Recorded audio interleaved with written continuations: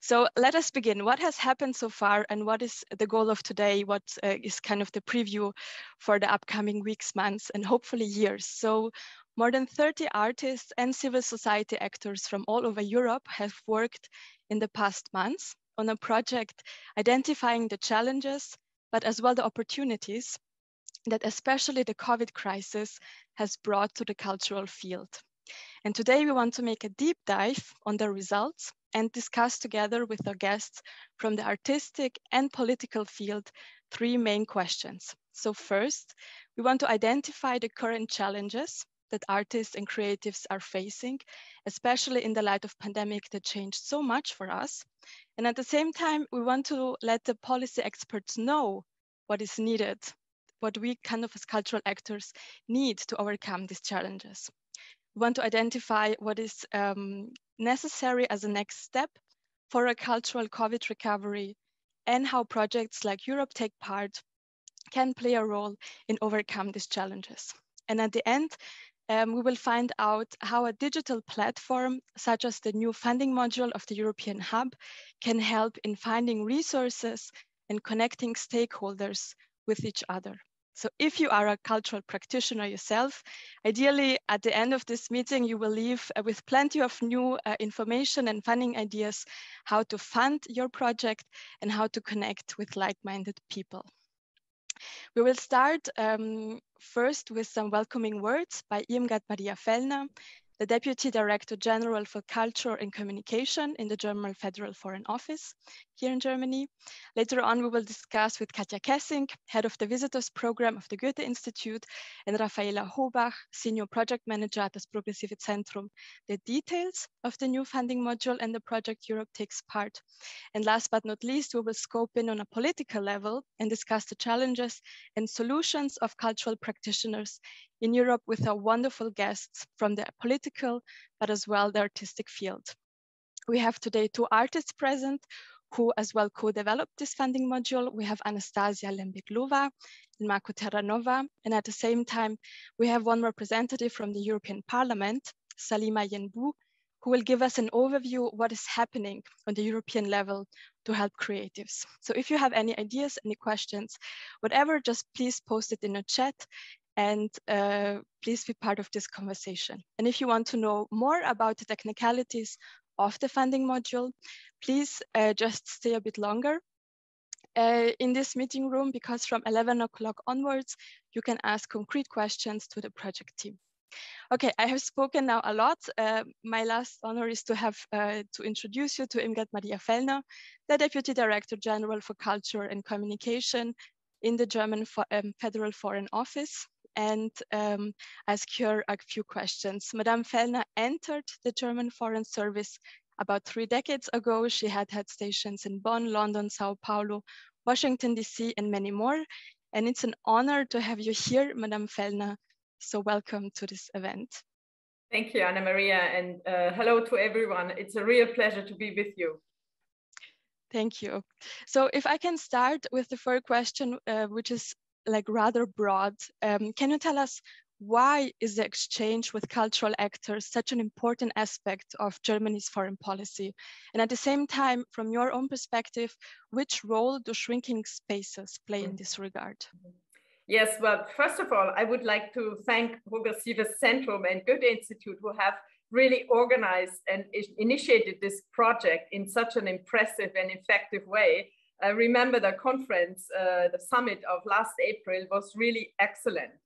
But to come to your question, our work is located at the intersection of foreign policy, culture, and civil society. And the German Federal Foreign Office is the competent and responsible German ministry for this field, and is therefore not only funding our partners, our major cultural organizations like the Goethe Institute, the German Academic Exchange Office, and others, but we also do have a close eye on NGOs and cultural actors representing civil society, and that's the core of our activity and our engagement.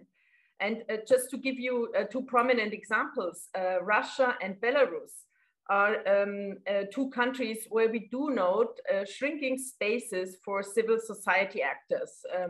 Those are only two examples. There are many more, but we are working around the globe in a very close manner with our embassies and civil society actors. We also do that in Germany, of course, because inside and outside are closely linked. We today in a digitized world, we cannot separate the two. And in any way, we are trying to seek solutions to match the specific demands of civil society actors. And of course, we are very interested in your own experience as cultural practitioners, your views, your needs, and also your point of views. And it goes without saying that the cultural and creative scene is an indispensable part of every society and also of the political discourse. And our member of parliament, Salima Yenbush, she knows what I'm referring to. We really do need your input to prepare our exchange on different official levels. Without concrete examples and proposals, our political contacts cannot be as effective as we would like it to be. Madam Felder, you have mentioned very concrete foreign policy matters with Belarus and Russia. Now, since December 2021, we do have a new government here in Germany. And I would like to ask you more about the new policy focus. Can you tell us which cultural policy focus will the Federal Foreign Office have under the new Foreign Minister, Annalena Baerbock? So what can we as cultural practitioners look forward to? Yeah. One thing is clear, the support of the German Federal Foreign Office for cultural actors in Germany and abroad will remain a key pillar of our foreign policy. Cultural experience and exchange will remain essential to us. And you will have followed the most recent visit of our new Foreign Minister, Annalena Baerbock, who, for example, in Moscow, met with civil society representatives. And she also visited an excellent exhibition that is a real statement in favor of Europe, as well as Europe's core values: freedom of the arts, freedom of opinion, tolerance, etc. The exhibition is, by the way, called Diversity United and was part of our Germany year in Russia, connecting with civil society all over the country, not only in the capital. And we had like 1,000 events over a year and a half. And concerning the focal points of the new foreign policy is German federal government will put an emphasis on what we call feminist foreign policy. That means including projects or putting a focus on projects that empower women all over the world. I mean, we know that women are more than 50% of the world population.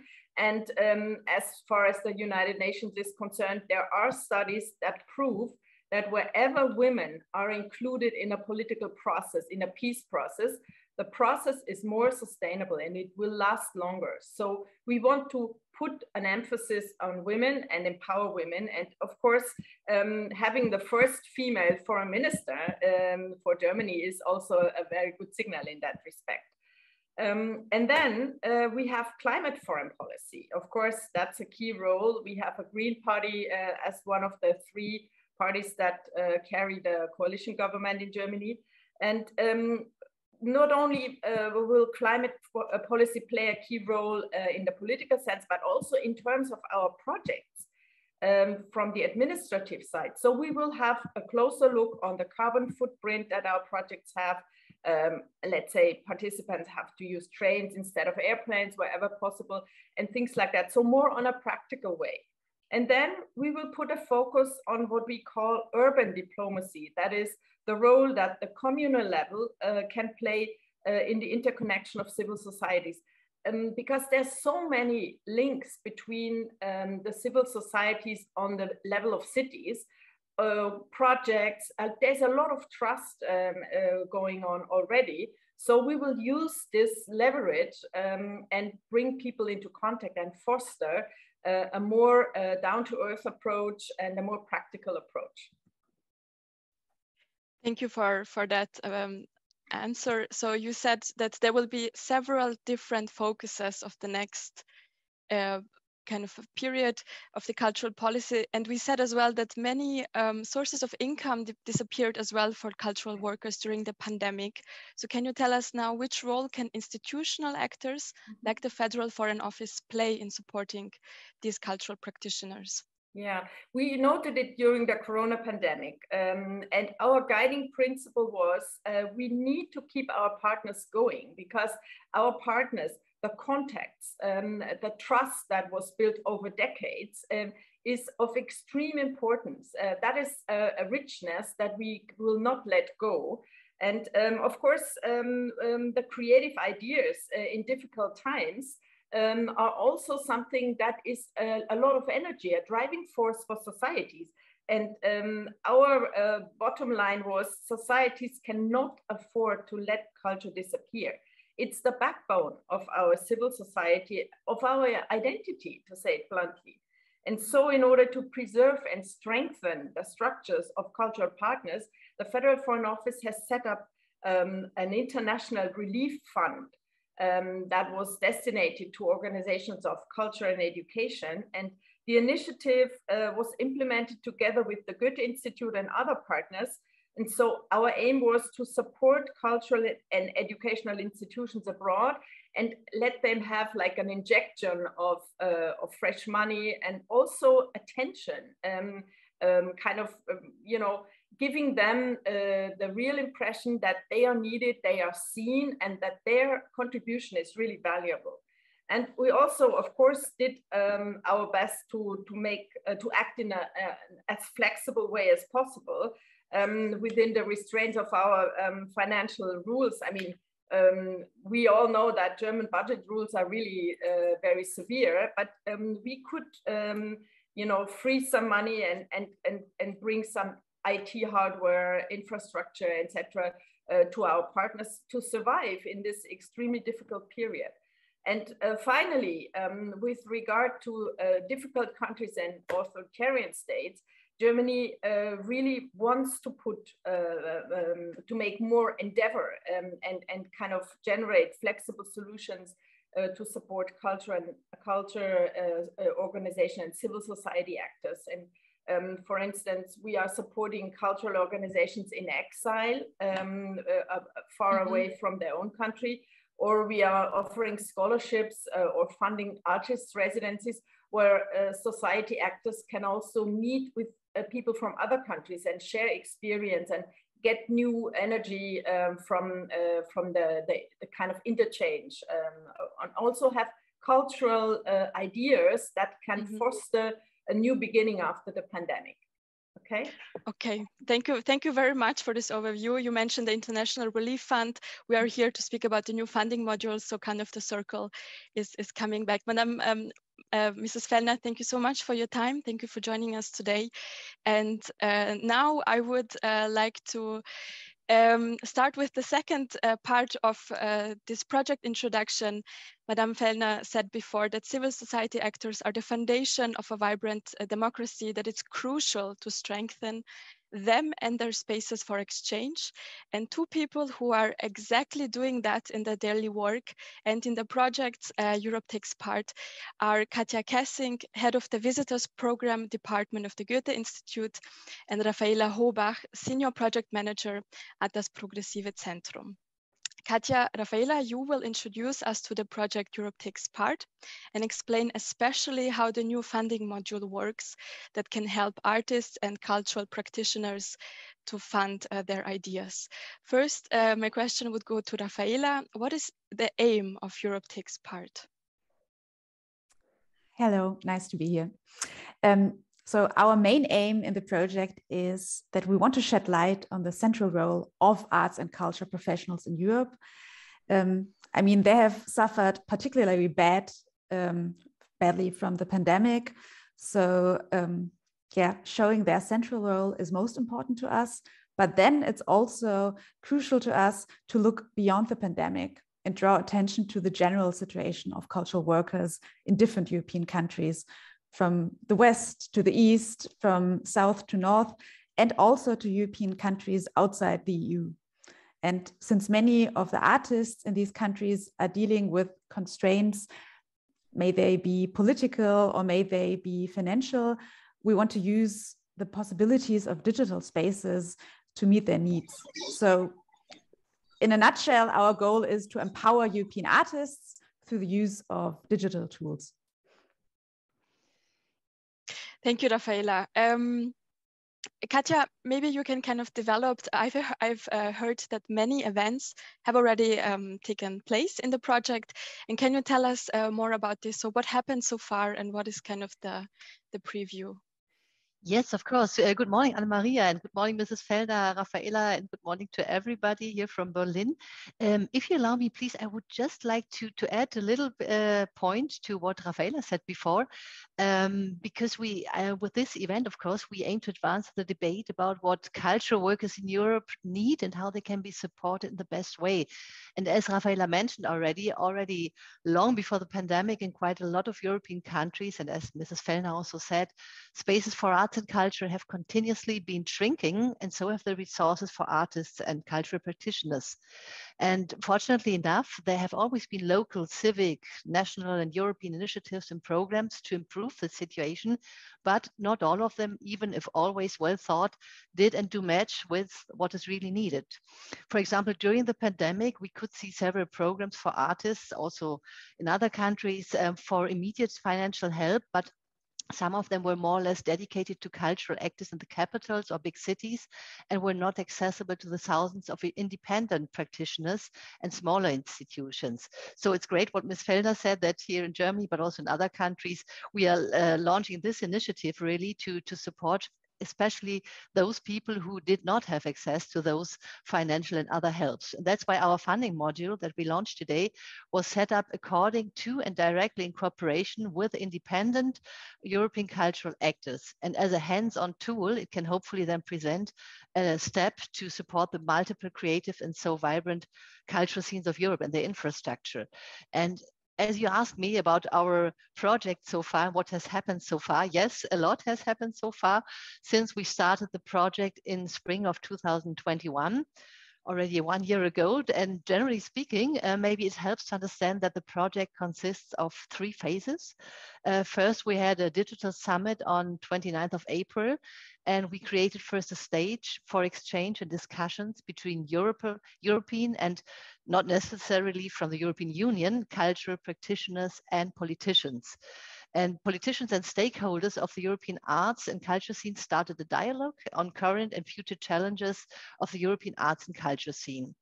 And we discussed also how digital tools could possibly maybe present a help and possibly strengthen and protect cultural actors, let it be in pandemic times, but also before and after. Then in the second phase of our project, Europe Takes Part, and accompanying this public event, a series of co-creative workshops was held in April and May 2021 with nearly 30 artists from all over Europe. And these collaborative workshops were run by our cooperation partner, Alliance for Europe, and placed a focus on honest exchange and open communication.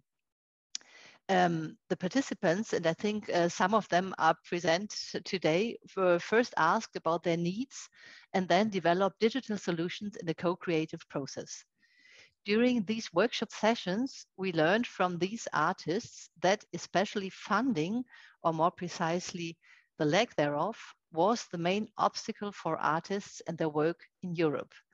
And then we had the third phase, and the final step and third step of the project then consisted in translating the workshop participants' wishes into feasible digital solutions. And programming by our partners at OddCamp took place mainly in the second half of 2021 until I think a few days ago. And today we are here to present here the final result, a digital funding module. And that's our project, Europe Takes Part. Thank you, Katja. Thank you very much for the introduction. Given the time, we need to speed up a little bit, but luckily we have the possibility, or you have the possibility, dear public, to stay in this call and after 11 o'clock set and pose all the questions you have directly to the project team. And now my final question goes to both of you. So if we as cultural practitioners sign up for this funding module, what can we expect and what kind of benefit do we get from that? Can you explain a bit the funding module? Yes, I'm very happy to do so. So before I show you the module, I want to make one remark. That is that the module that we've developed is integrated into the existing platform of the European Hub for Civic Engagement. And this European Hub, we operate together with our partners that were already mentioned, Alliance for Europe and Citizens for Europe. And what is important for us about this platform is that it is developed by civil society actors for civil society actors. So that's very important to us. It's about networking and empowerment. And we believe that this is just the most important basis for vibrant democracy. And right now, you already see the landing page of the European Hub. If you want to create a profile, you go to join the hub. But since we already have a profile, we can just log in. And maybe important, I invite you all to explore the other features of the hub in more detail after this event. And right now, because we have limited time, we will just go directly to the funding module, which you can see here on the left. And I will briefly talk about the 3 tools that we developed. First is the message board, which is designed to help you find other people who are looking for information on specific funding opportunities or who want to share their experience. So right in front of you, you see a message that has been posted there, and anyone who signs up for the hub can post messages here, and you can tag them thematically. So at the top, you can filter and, for example, only look at all the messages with the topic art or citizen participation. So next tool is the funding search. Here we collect different funding platforms as well as private donors and foundations. Here you can find various information on the different platforms and funding opportunities. And also it's possible here to filter the search by topic of interest.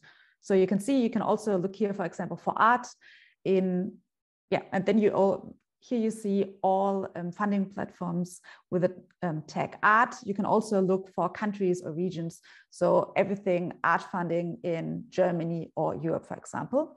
And at the bottom of this funding search, there is the option for users to add more platforms. Hence, if you want to contribute to expand our opportunities, if you have a platform yourself, or you have your favorite platform where you find the best project calls, share them with us at the bottom. And next and last already is our funding checklist.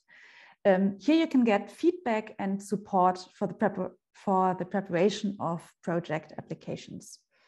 If you have a project proposal, the funding checklist will guide you through the key issues that may come up in an application process. So you can click here through 10 questions to help you with the proposal process. And when you clicked through all of them, at the end, you can also download a PDF file with all the tips and tricks that you can find here in this funding checklist. So that's, in a nutshell, due to limited time, our funding module. And we hope that people use this opportunity to, on the one hand, network and meet like-minded people who are in a similar position and share their experiences there, and maybe also find interest collaborators for a project. So it's mostly about networking, meeting other people. And like I said before, even if you don't feel like networking right now, maybe you just have a look at the funding checklist to get inspiration for your own project proposal. Maybe you check out the funding search to find new platforms you haven't found so far. So that's our funding module. And one last point regarding the European Hub for Civic Engagement, I just want to make clear that it's we designed this in our project Europe Takes Part with cultural practitioners and with artists, but it open for all civil society actors. So I already mentioned the tags.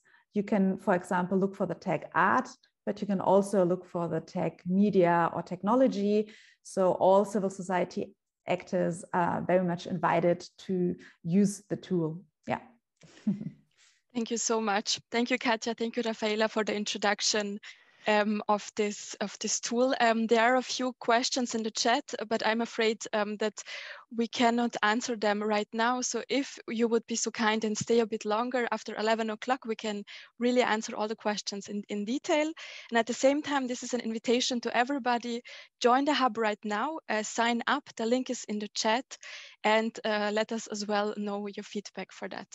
If it's okay with you, Katja and Rafaela, we would proceed with the second part of the discussion so that all the invitees have the possibility to be introduced. So again, a reminder to everybody, please choose now the English channel if you have not done it so far, that we can proceed with the English version. So we heard so far how to identify funding opportunities for creative ideas. And now we want to take a look into the political sphere and discuss how can political actors actually help creatives in the world and in their work. Which demands do creatives have for the cultural policy world, and vice versa? So which demands does the cultural policy world have to creative actors to kind of work better together? For that, I have the honor to introduce you to our next three guests. First, I have Anastasia Lembeglova. Anastasia is an artist and the founder of the project lead of De Structura, a multidimensional pan-European initiative that strives to create more opportunities for young people in the art sector. Anastasia, if I read correctly, you are originally from Moscow, but you are currently joining us from Finland. Welcome to the discussion. Thank you. Happy to be here. Indeed, I am from Moscow and I have been living in various European states since the age of 14. Currently in Turku, looking at lovely sunny weather. Yeah, that's nice to hear. Welcome, welcome. Further, we have Marco Terranova with us. Marco is an architect, carpenter, and principal of Senza Studio, which has been supporting urban regeneration and community building processes for the last 10 years. Marco, I read that you are from Italy and currently connecting from Catania, correct? Yes, from Sicily. Very nice. And last but not least, it's a great honor to have today with us Salima Yenbou. Salima is member of the European Parliament from the Green Party. And we can already hear her, exactly. Salima is member of the European Parliament from the Green Party, Europe Écologie France. She's very much involved in the cultural creators friendship. Is it okay that I think, yeah, we're kind of collaborating with the sound. She's very much involved in the Cultural Creators Friendship Group in the European Parliament. And before her political career, Salima was a teacher and is currently based in Brussels. Bienvenue, Madame Yenbou, at this point. Merci beaucoup. Bonjour. Hello. And so I would like to start with a general question that is addressed to all of you. So let me know who wants to start. The European Hub and the project Europe Takes Part want to oppose shrinking spaces in the arts and cultural sector. So for you personally, what does the term shrinking spaces mean when we speak about arts and cultural sector? Maybe we start with Anastasia and then maybe Marco, you add, or vice versa. Yeah, I can go first. When you say shrinking spaces, for me, pre-pandemic and still is the case today, I would use words like favoritism, nepotism, and lack of transparency. It feels that in order for an artist's work to be compensated, recognized, and seen, they need to fit in a certain kind of mold that is in demand by a small group of institutional actors. And it seems that the mold is becoming smaller and smaller, and there's a very concrete thing that is expected of artists, and the ones who don't fit in there are left on the margins with fewer opportunities. Marco, would you agree with that? Yes, yes. And I would like to add something. This let's say pandemic, with this I realized more than ever my being a body. So for me, the shrinking is even connected to physical spaces, the lack of physical spaces to express ourselves, to share, to build together. And then another thing that I feel is that an increasing of boundaries, borders, and restriction, that is a limitation in the possibility to enjoy the richness of complexity and biodiversity. But this is an issue, but it is also a challenge and an opportunity. So maybe if we stay on that and develop further, Anastasia and Marco, so you're both artists in countries with a very different approach to international cultural support. So Italy versus Finland has a different system. From your own perspective, what are currently the biggest challenges that you face in currently being artists, and is it maybe connected as well to the pandemic development? Maybe we start first with Marco and then Anastasia, you go there. Yeah, for me, one of the main issues is to be recognized. I mean, that the potentiality of ideas, of vision, so that the role that we can have in facilitating, in helping and supporting people, but even community, no? To see, to find ways, different ways of the idea of society of transforming spaces. And there is really a lack of space for this, physical, but even let's say in terms of opportunities. I think in terms of the pandemic specifically, for me, a question of material has come to light. I'm a painter. And just from my artistic work, I usually get a lot of materials from either Russia or Ukraine.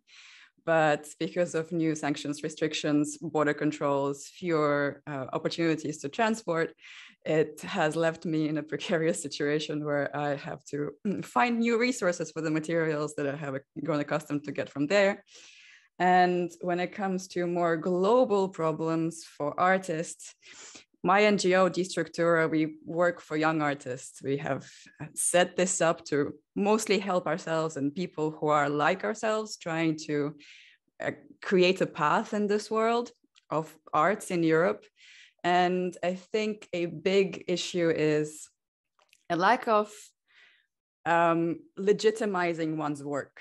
We had a conversation about this recently, and it feels like unless you're recognized by some institution, you are really doubting whether your work has lots of value, whether what you're doing is worth it. And I think, especially with the pandemic, with a lot of competition now for fewer opportunities and other limitations that come with it, it has become more of a prominent issue. And also, since we are all mostly at home, don't have the same mobility, we're in our heads. And I have heard this and seen this and know this to be an issue, a lack of feeling like your work is worth it.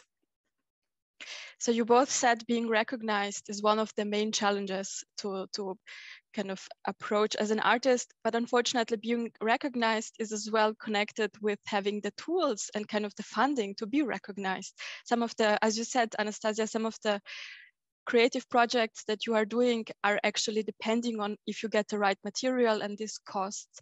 So maybe Anastasia, you can develop on that.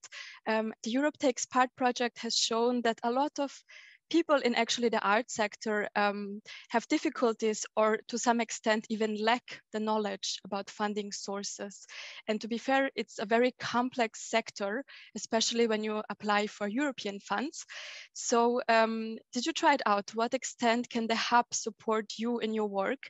And if you have so far, what further tools or extensions would be needed? Yes, I have absolutely tried it out, and I want to commend the organizers on making it very intuitive and making it look good so it's easy to use. What I would definitely add on is a section for other options for fundraising for the arts. For example, for my own projects, I've had to use crowdfunding. It would be very useful for artists who are looking at the hub to also know that that's an option and how to do that if they choose that this is really their last resort.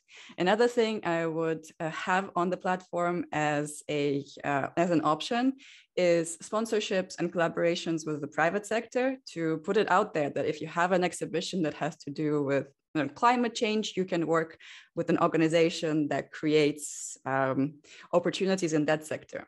Just to put it out there that this is something you can do as an artist. There are collaborations available to you.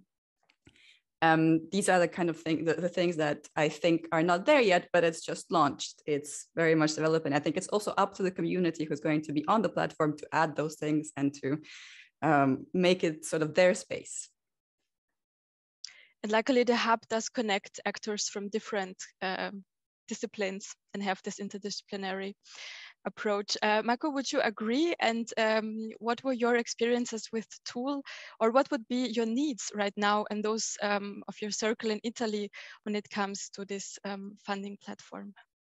Yes, tools are very important. I have to say that I started with this new way of working. That is, I run a lot of participatory building and design processes. So I realized that the potential of transforming spaces, so practicing ideas and visions directly with people. And for this, for me, it's very important on one side to find funds to do this. But for me, it's very important to intercept needs and opportunities. So to find the chances to work on, to give my professionality and skills and so on. So to have a network like this, for me, it's very, very important to go beyond the borders as well. Yeah, in a digital sphere. So we have spoken now about the creative part of that. If I can raise or ask a question to Madame Yembu, what barriers do actually stand in the way of promising initiatives supporting artists? So from your political perspective, what needs to happen at the political level to make a difference, and what is realistic that can happen?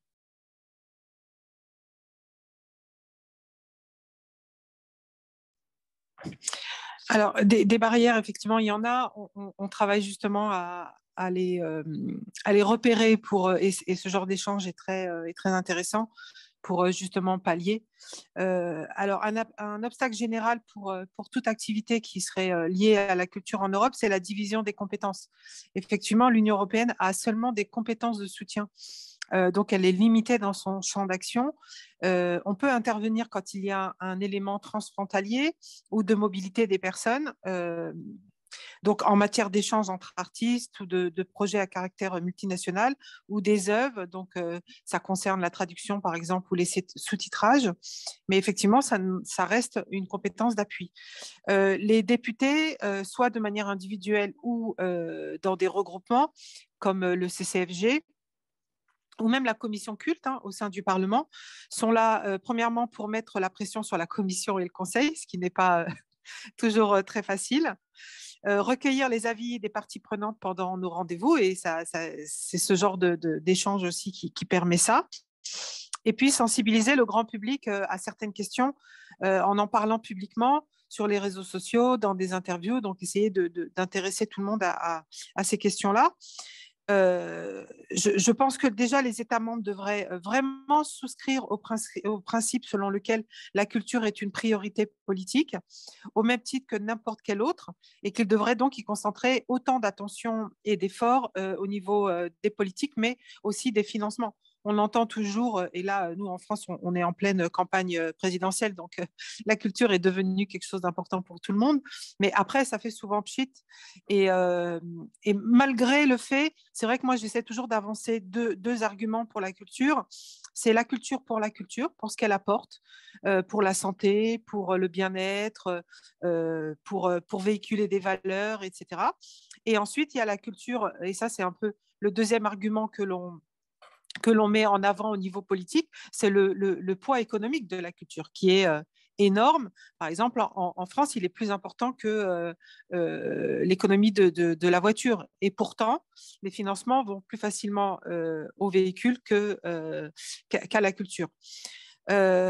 Et puis en même temps, il faut aussi comprendre que développer des politiques culturelles européennes, ça ne signifie pas mettre de côté les politiques ou l'identité européenne nationale. Ça aussi, c'est un argument des États membres et de certains groupes politiques pour dire on ne donne pas plus de compétences à l'Union européenne parce que ça touche notre identité nationale dans chaque pays. Et du coup, chacun, c'est un peu un prêt gardé par chaque pays national. Donc, voilà un peu les obstacles, en tout cas au niveau politique, que j'identifie. And if I kind of can click on that, so you spoke about removing these barriers, and today you are here as a representative of the European Parliament. Can you maybe name us a few initiatives from the European Parliament that actually help artists and cultural practitioners with these challenges as well connected to the pandemic? Could you name us a few initiatives? Oui, effectivement, on a eu quand même des initiatives concrètes du Parlement, notamment une qui a été, qui s'appelait, c'était une campagne en fait, Save EU Culture, qui avait été commencée par mon collègue Niklas Ninas et moi en avril 2020, seulement après, un mois après le début de la pandémie. Donc, on a essayé de réagir assez vite. En septembre 2020, il y a eu la résolution du Parlement européen sur la relance culturelle de l'Europe, où on parle pour la première fois de l'objectif des 2% dans les plans de relance nationaux. En octobre 2021, donc tout près de nous, là, il y a eu le rapport du Parlement européen sur la situation des artistes et la reprise culturelle dans l'Union européenne. L'outil le plus récent et le plus complet où justement nous avons essayé d'analyser et de proposer des mesures concrètes pour soutenir les artistes et les praticiens de la culture à relever les défis et particulièrement ceux qui découlent en fait de la pandémie et surtout au niveau des droits sociaux et de la rémunération. Donc ça a été les axes un peu poussés. Et vous avez accès à ce document qui sont des mesures concrètes proposées parce que ce n'est pas législatif. Et le prix européen, comme vous le savez, il y a le prix Lux ou le prix du livre européen. Il y a aussi le prix Music Move Europe. Donc, il y a quand même pas mal de prix qui contribuent à la diffusion d'œuvres nationales partout en Europe. Alors, le prix Lux est souvent le plus connu et il permet la traduction, par exemple, des films dans les 27 langues, si je ne dis pas de bêtises, dans les 24 langues de l'Union européenne, ce qui est un budget assez conséquent. Donc, le prix Lux qui est assez connu dans le monde des artistes, mais je pense qu'il a un déficit auprès des citoyens. Et ce prix n'est pas très connu. Donc, je pense qu'il mérite qu'on travaille pour le faire plus connaître, notamment en plus parce qu'il est présent dans tous les autres grands festivals, mais il est souvent en marge. Et ça c'est vraiment dommage.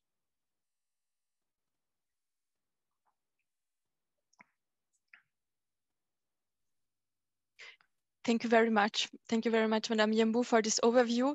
Now we have the possibility that you, Marco and Anastasia, in your role as artists, pose questions to the political representatives.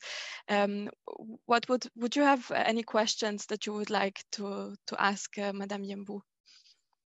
I have a comment merged with a question.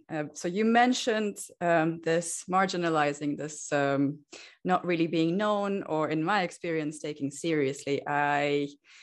Having a foot in the art world that sees itself as a separate entity. So you say you have art centers, galleries, and they combine into this ball of we are a world on our own. An example, while working in an art institution and receiving a present from the ministry, people who work there were like, do we even want this? We don't really mix this much with the political scene. We see ourselves as a separate world on the one hand. And on the other hand, there are so many initiatives like this and initiatives that I took part in, for example, global culture relations program, a lot of small NGO and organization initiatives that try to bring art practitioners together, but they are not seen as prestigious by the big art world. So you have a lot of people who take part in those initiatives, want to make it, but just because they are part of this initiative, citizenship initiative world, they are seen as less prestigious by this big art world. How do you see creating more connections and understanding this gap between where artists want to be in terms of their career and how this end goal for them is really not linked to the initiatives started by NGOs, started by the EU, because their end goal sees itself as something separate and more prestigious and shiny? Madame Yembo, is the question clear so far?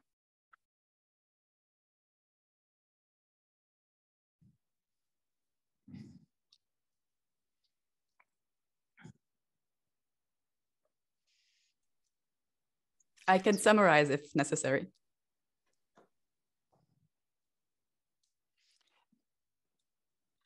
Alors, effectivement, on peut dire que ce sont deux mondes différents et que quelque part, beaucoup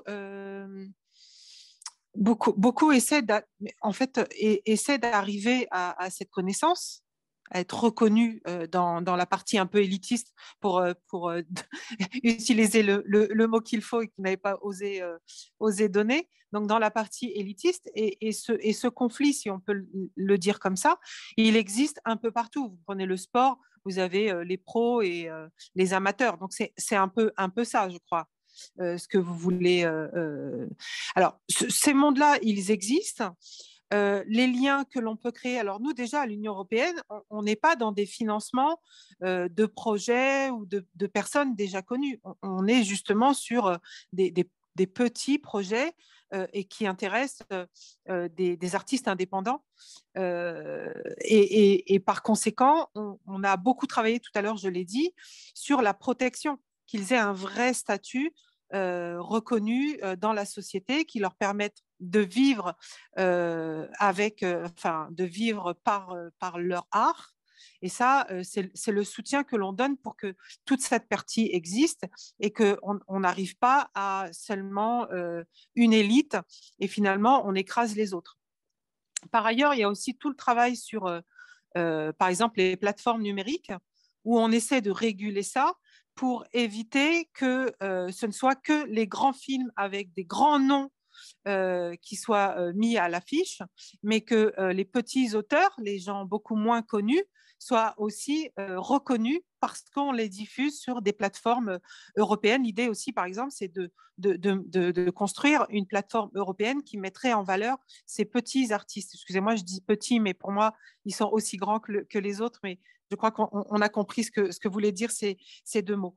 Et effectivement, en tout cas, ma vision à moi dans tout ce que je fais au niveau européen, c'est toujours de travailler sur l'inclusion et de permettre aux plus petits d'accéder pas forcément à être connu dans le monde entier. Hein. Tout le monde n'a pas envie, même si je crois que personne cracherait dessus, mais en tout cas, peut-être que tout le monde n'a pas envie, mais que cette culture qui est finalement la plus répandue et la plus proche des citoyens, elle puisse exister.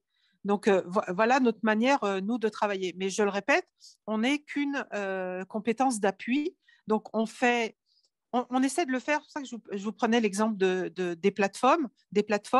C'est qu'on essaie d'identifier dans tous les sujets qui touchent à la culture, comment on peut faire pour favoriser les petits artistes. Et ce sont eux qui ont été touchés le plus fortement par la pandémie. Les grandes stars, elles, beaucoup moins. Je ne sais pas si j'ai répondu à votre question, en partie. Oui, merci.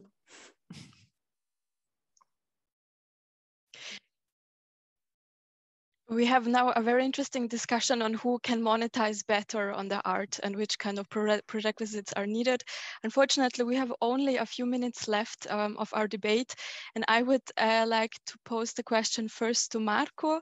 So we have now a representative from the European Parliament here, and if you can choose one demand for the cultural sector that you would like to see realized and supported by the political field, what would it be, Marco? The recognition of the value of visions, ideas, and projects from the citizens to give people the possibility to have spaces and opportunities to act, to practice, and to be active citizens. And this recognition could be facilitated by the political sphere. How? Yeah, this is my question. I mean, I know how to do from a practical point of view. I think the politician has to foster the possibility, these opportunities and chances, calls, as you said. Important is that the artists and creatives are not a circle. We have to widen this idea.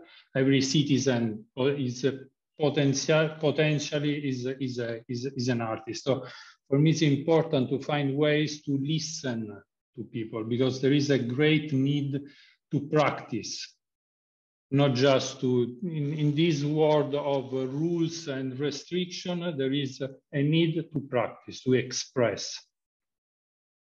And to be heard by the political sphere. Exactly. Anastasia, what would be your demands to the political field? I think it would also touch on something that was mentioned by Madame Yambou. It is the perception of the value of culture. So you were speaking about the vehicle sector and sales. Yeah, you get into your car, you get your body patched up by a doctor at a hospital, and you get your groceries from a shop. These are all valuable things to do. But even if you think back, there was a research not so long ago asking people what was the most valuable or the most useless kind of job, and the most useless kind of job was put up as an artist, and doctors and engineers were the most useful. But when you think about it as a human being, okay, your body functions, you can drive from point A to point B. Why are you doing it? Is your sole function in the world to perform basic needs of your body? I would say no, you're here to explore, you're here to understand more, see beauty, question yourself, move forward, develop your being. And this is where arts and culture and philosophy and science come in. And unfortunately, in the societies, a lot of those spheres are seen as useless. This is something I think that even as a support mechanism, the EU, the Parliament could be addressing as an effective aspect to address. Thank you. So, Madame Yambou, the conclusion is that the perception of the value of the art sector should be higher, that the recognition should be easier and higher. And now my last question, and I'm giving you the closing words on that. Madame Yambou, what would be kind of your demands to the creative field, that the cooperation between creatives and political sector work better? And please keep it short. We have only a few moments left before we go to the technicalities of the funding tool. Alors, je vais essayer de répondre rapidement puis rebondir un petit peu ce qui a été dit sur la valeur de la culture. Moi j'ai bien dit qu'il y avait deux aspects. Il y avait l'aspect économique que moi, en tout cas, j'utilisais comme argument pour appuyer la première valeur de l'art, qui est juste l'art. Donc, pour moi, il faut que l'art existe comme l'art, pour les biens, le bien-être, enfin tout ça, mais qu'il faut que ça existe vraiment pour ce que c'est. Et ensuite, l'argument économique, c'est purement politique. C'est lorsque je n'arrive pas à me faire entendre sur l'importance de la culture, à un moment, je dis, voilà, en fait, ça rapporte tant aussi. Donc, on touche au porte-monnaie et ça, c'est un argument complètement politique, mais qui fonctionne malgré tout. Donc, il faut quand même l'utiliser. Je suis triste de savoir que le métier le plus inutile ait été les artistes, alors qu'en pleine pandémie, on a bien vu justement que les citoyens étaient en demande de plus de culture. Tout le monde a été attristé par la fermeture des cinémas, des théâtres et même des spectacles vivants dans la rue, etc. Donc ça, c'était des choses qui faisaient vivre. Donc moi, je pense qu'il faut vraiment repartir de ça et rappeler le manque que l'on a eu pendant la pandémie. Donc ça, c'est très important. Et aujourd'hui, vous entendez des politiques parler, reprendre des citations de livres. Aujourd'hui, en France, tout le monde parle du film Don't Look Up, par exemple, mais toutes ces créations, elles sont là pour illustrer ce qu'on a envie de dire de manière souvent très simple, plutôt que de longs discours, parfois une seule phrase ou une reprise d'un film peut expliquer complètement ce qu'on a envie de dire. Et si tout ça est possible aujourd'hui, c'est parce que justement, on a soutenu la culture. C'est vrai que la France, c'est une exception. Hein. On parle d'exception française en termes de culture, puisque quand même, la culture est assez défendue. Mais dans d'autres pays en Europe, ça ne l'est pas, pour plein de raisons. Et du coup, on y travaille, nous, en termes de en politique. Je suis amenée à parler de culture en droit humain, par exemple, parce que pour moi, c'est un droit. Je suis amenée en affaires étrangères à en discuter, puisque j'essaie de développer la diplomatie culturelle, un concept qui est passé un peu aux oubliettes en termes de démocratie. Donc, vous voyez, la culture, c'est quelque chose pour moi qui doit être transversal. Et dans toutes les commissions dans lesquelles je siège, je les développe à chaque fois pour dialoguer avec les autres, avec les peuples, pour construire la paix. Donc, il y a vraiment des vertus incroyables de la culture que j'essaie de développer ici au niveau européen pour ne pas rester que sur les questions économiques. Je ne sais pas si j'ai répondu à toutes les questions. En tout cas, ces échanges avec vous sont très importants et je crois que, en tout cas pour moi, ils sont très importants parce que ça me permet de trouver les bonnes réponses lorsqu'on travaille sur des dossiers et des réponses qui soient adaptées à vos désirs. Donc, n'hésitez pas surtout à nous envoyer vos remarques, vos manières de voir. Et le hub qui a été présenté par le Goethe Institut, je crois qu'il est une vraie réponse à des demandes qui ont été faites pendant très longtemps de la difficulté d'accéder au financement européen. Et là, on a un espèce de guichet unique, enfin pas un guichet unique, mais un lieu où on y met tous les financements possibles et chacun peut très facilement aller chercher.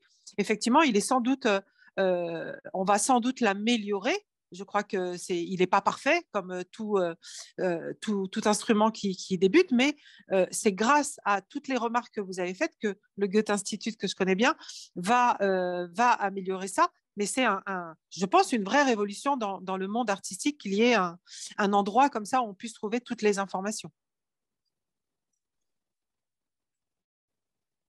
Thank you, Madame Yembu, for the closing words. And when you said culture is a political human right, we could all see Mrs. Fellner nodding and smiling very much. So we are very happy that the next cultural policy focus of the new government will be light on that. And I think we can all agree that without cultural products such as music, films, books, and so on, nobody of us would have survived these 1,000 years of lockdown that we had in the last years. Unfortunately, our time is over. Now I would strongly invite you to continue this lively discussion in the European Hub, to sign up for it, to try the funding tool. And if you have any questions as well, to connect with the people there who are more than happy to help you out with questions. This Friday, the Europe Takes Part project will publish as well a podcast for the series Talking Progress, where our guest Anastasia talked to Gita Josh, the Secretary General of the IFA Institute, about the situation of creatives in the current situation. Thank you very much for everybody involved in organizing this great event. That's Progressive Zentrum, the Goethe Institute, the Federal Foreign Office, and especially a warm thank you for Madame Montfort for the great translation at this point. Thank you for all our guests joining us today. Thank you for participating participating in the discussion. And now you're more than welcome to stay in this call, and we can discuss all the questions you post in the chat on the details and the technicalities of the funding tool of the European Hub for Civic Engagement. Thank you very much, and have a lovely day and a lovely rest of the week. Thank you. Thank you. Bye. Bye. Thank you, Anna Maria. Thank you. C'était un vrai plaisir.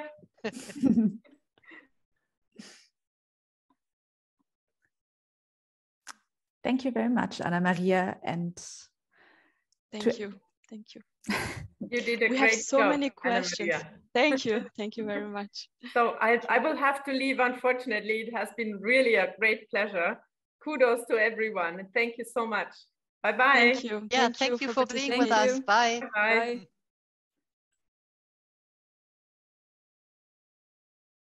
So we had a few questions in the chat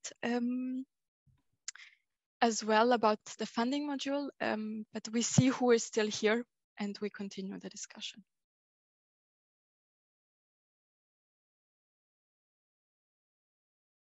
Yeah, thank you, Anna Maria, so far for the great moderation.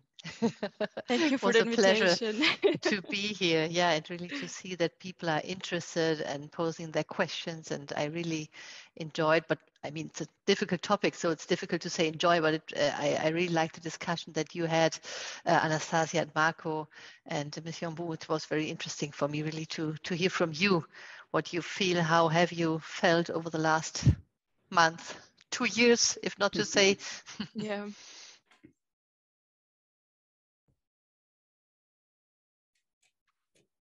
Are there questions that we could address? I'm just skipping through the questions. Most of the questions, I would say, are comments. So somebody said to you, Anastasia, that Yves Medler referred the artist Gregory Cholet's book Dark Matter, Art and Politics in the Age of Enterprise Culture. I'll definitely note this down. And then someone mentioned background analysis by the European Union on the situation of artists and the post-COVID cultural recovery. So I will just save this and send this around. Then somebody asked if we organize training for civil society organization at the European Hub. Not yet. It's on our list right now. We have two kind of functions. On the one hand, the community function where you can network, post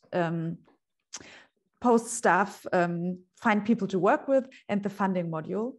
So community and funding module are already working, and we have many other ideas for the European Hub, and are happy to if somebody here hears us right now and is interested in the Hub, or maybe you have another platform, other tools, ideas, we're always interested to hear them. I have something I thought of that I wanted to share.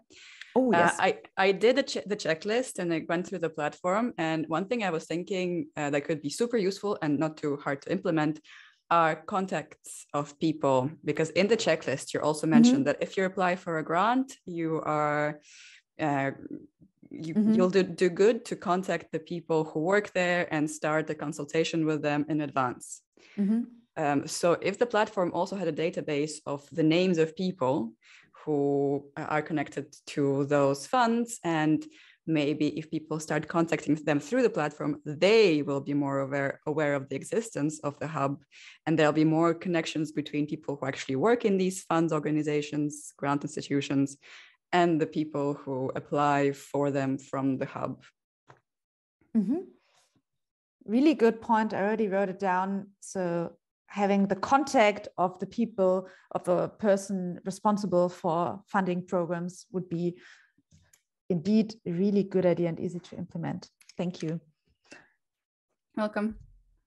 And I just see that Paulina is raising her hand. Thank you, Rafaela. I would like to pose a question to Marco. I wanted to ask you if you could elaborate a little bit upon your perception of the situation of culture practitioners and artists in Italy right now, after or during the pandemic, and maybe also to what extent this question of support of arts and culture is discussed in a European way in your country. I don't know much about it, and I would be very grateful to learn a little bit. Thank you.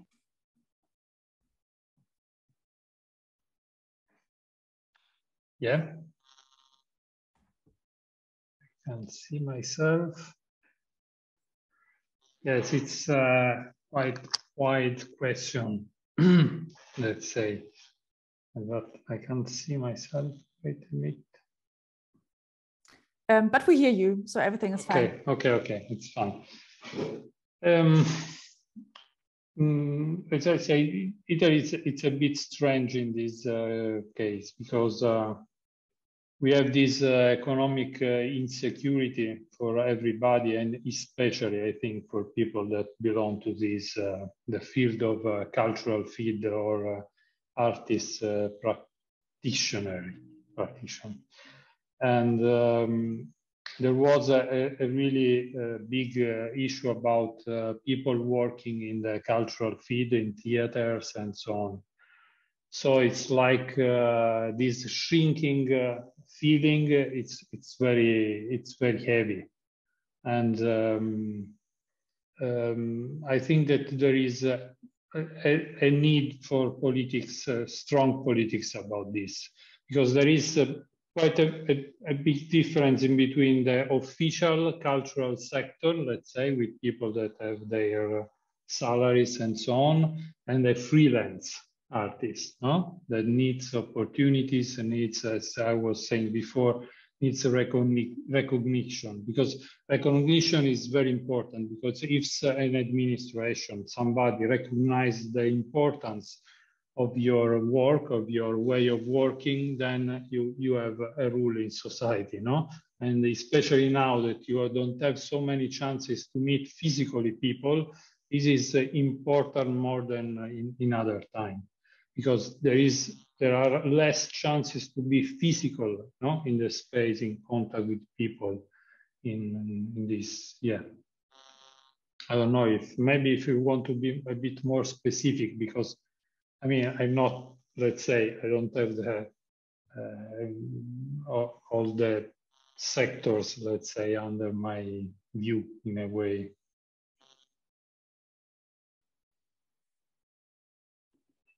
No, it was very interesting already. Thank you so much, Marco.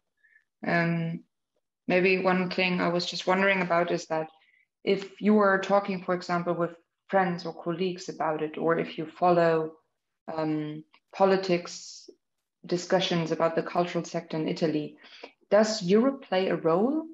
I mean, is Europe mentioned as an entity that matters in this case? Or is it actually a national debate about culture? Europe is very important because a lot of opportunities, especially here in the South, come from Europe, because come from cultural programs from Europe, educational programs from Europe. So intercept the kinds of opportunities sometimes is the only way to practice things. So for this is very, very important. And there is a very big lack of people able to manage projects. So a lot of time you have funding and they just go away. For this, I was saying that it's very important to give to the normal, let's say, citizens a chance to intercept this funding. So sometimes you have just this big project with big funding, big funds, and then you just lose because you don't have the chance to be connected to this. Maybe if you have a small project, not small amount of money, but everybody can have access to this with project ideas and so on. This, I think, would be very, very important. It's like a way of microfinancing, no? I think that this could be a way, especially for southern countries, I think.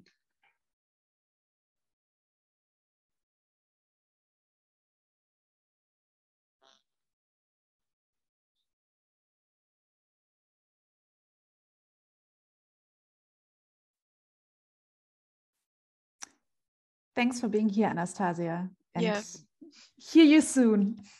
We hear you in the podcast on Friday. Yes. Bye-bye. Thanks. Okay. So all the other people said something like, see you on the hub, which I think is hopefully a good sign. So if there are any other questions, we're happy to hear them now. If not, you can always write us an email. Yeah, and I think, Rafaela, that's a good point, what you said, see you on the hub, because we really do understand this funding module as a work in progress, no? I mean, we try to provide the first steps and build up the networks and the digital platform, but now its success really depends on you and how the platform will be used and transformed by you as artists and cultural practitioners. And if you have a critical, a constructive feedback, please don't hesitate to give it to us.